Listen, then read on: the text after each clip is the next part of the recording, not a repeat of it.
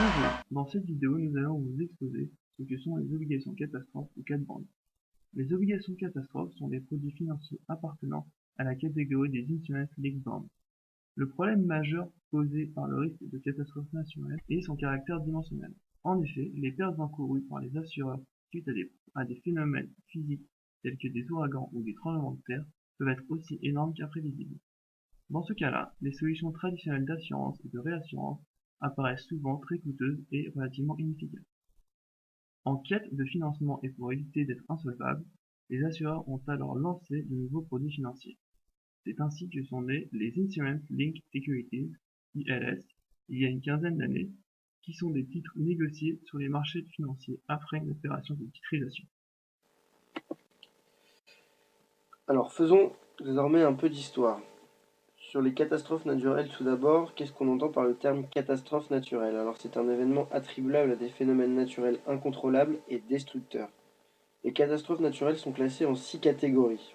Les inondations, les tempêtes de type ouragan, les tremblements de terre ou séismes, les sécheresses et feux de forêt, les froids et gels, et les avalanches et grêles.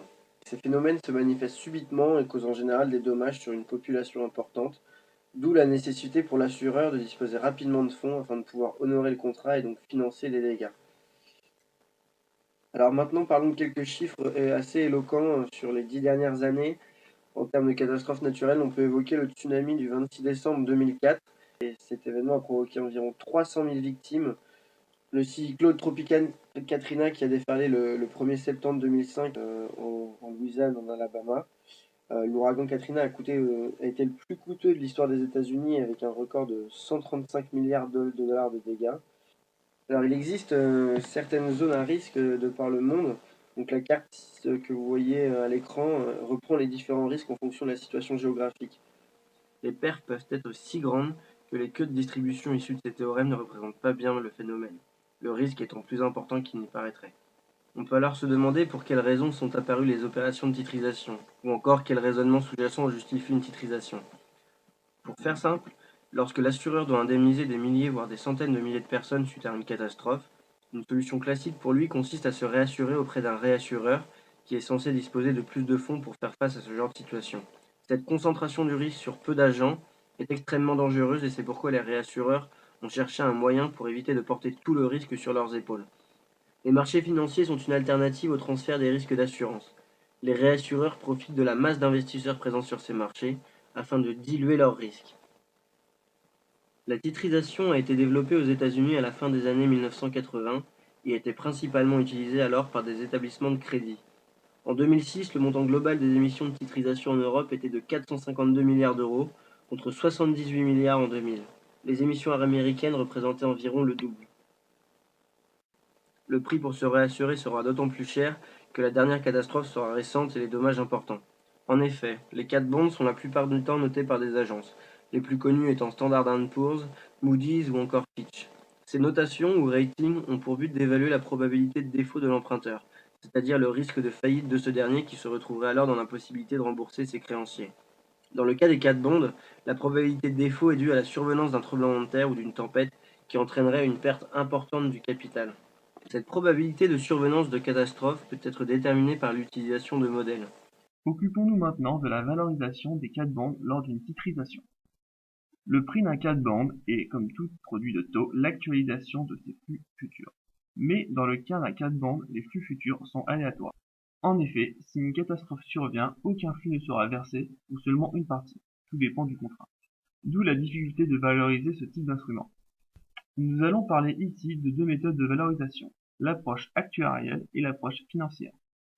On procède en deux étapes successives. On commence par mesurer le risque, on modélise la fréquence et les coûts d'une catastrophe naturelle. Puis, on valorise les obligations. On utilise souvent la loi log normale ou Pareto pour modéliser les coûts moyens d'une catastrophe naturelle.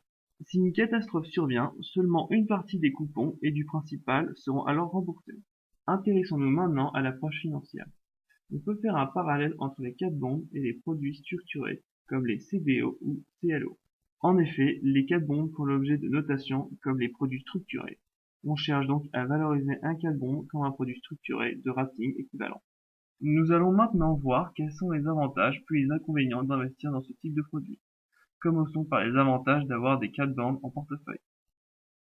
On remarque d'abord que depuis 2002, l'indice des cat bonds performe de manière continue par rapport aux autres indices du marché, ce qui nous donne une première information quant à la volatilité des obligations catastrophes. On remarque ensuite que, comparé aux autres classes d'actifs, des cat bonds n'ont quasiment pas été impactés par la crise de 2008. Cela nous donne ici une information sur la corrélation de ce type de produit par rapport au reste du marché. Enfin, on observe que les catastrophes naturelles n'impactent que de manière ponctuelle l'indice. Nous allons maintenant essayer de confirmer nos hypothèses émises lors de la lecture du graphique précédent. On observe clairement que les cat bonds sont très décolorés du reste du marché financier. À cette faible corrélation s'ajoute un coût de rendement volatile très intéressant, comparé des titres ayant la même notion pour l'investisseur souhaitant diversifier son portefeuille. On observe enfin que le fait de détenir des obligations catastrophes en portefeuille améliore la frontière efficience de celui-ci. Nous avons vu que les cat bonds offrent une diversification intéressante, mais quels sont les risques de ce type de produit? Il y a tout d'abord le risque dit de base. Ensuite, il y a les risques liés à la notation de risque de base. Enfin, il faut faire attention au fait que la corrélation avec le marché n'est pas totalement nulle.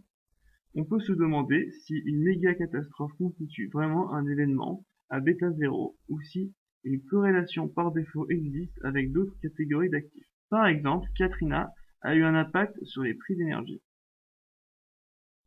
Les cat bonds sont donc certes très intéressants mais complexes.